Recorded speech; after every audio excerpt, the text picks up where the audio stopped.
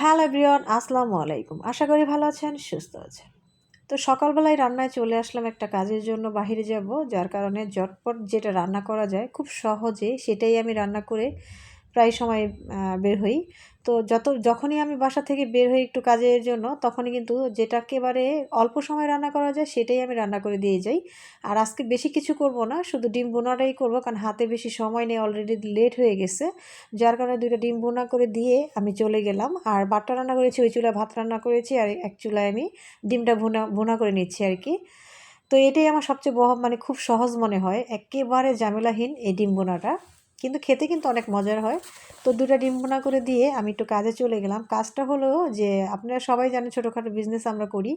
তো সেটার ব্যবসার জন্যই আমরা একটু অনেক দূরে চলে গিয়েছিলাম। তো চেয়েছিলাম ভিডিওটা একটু বড় করার জন্য বা সবকিছু দেখানোর জন্য। সময় সুযোগ হয়ে ওঠে নাই, বা তেমন একটা মানে করার ইচ্ছাও ছিল না। সেইজন্য আর সেটা মানে করি নাই। তো ভাবলাম যে না, এই ভিডিওটার মধ্যেই এই বলে দিব আরকি। তো আমি এখন ঢাকনাটা দিয়ে এটাকে একটু সফট করে নিয়েছি। সফট করা না হয়ে গেলে এখানে আমি মসলাগুলো দিয়ে দিব। একেবারে ইজিলি একটা রান্না। তো যাই হোক, পরের কথা বলি। সেটা হচ্ছে আমরা আসলে মানে যে আম 3 পিসের যে বিজনেসটা আমার হাসব্যান্ডের, তো সেই ওই ব্যবসার কারণে আমরা অনেক দূরে গিয়েছিলাম একটু মাল আনার জন্য। তো সেখান থেকেই আরকি অনেক লেট হয়ে গেছে অলরেডি। এই তো সবেমাত্র আসলাম। আসার পরে দেখলাম যে একদিন ভিডিও না দিলে এমনিই তো সমস্যা। আবার যদি ভিডিও না দেই, ভয়েস মানে আবার যদি অ্যাক্টিভ না থাকি, তাহলে তো আরো বেশি সমস্যা, তাই না?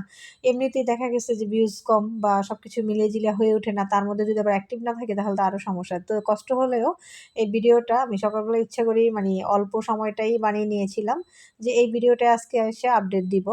তো এই তো দিয়ে দিলাম এখন।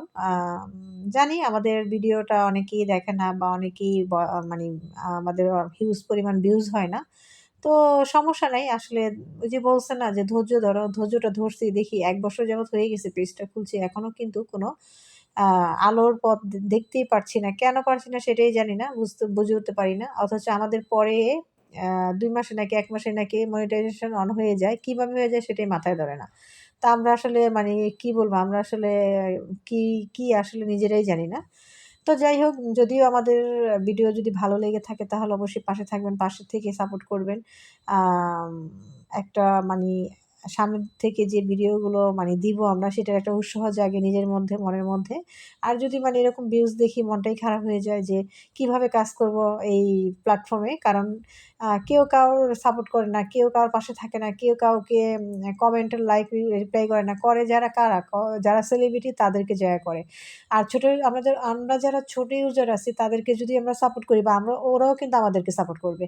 আর বড়রা কিন্তু আমাদের ভিডিও দেখবে না। এই কথাটা মনে রাখবেন, ঠিক আছে? কারণ বড়রা এইজন্য দেখবে না, কারণ বড়রা আমাদের ভিডিও দেখার জন্য সময় নেই। তো এই তো ছিল আজকের মতো ভিডিওটা। আল্লাহ হাফেজ।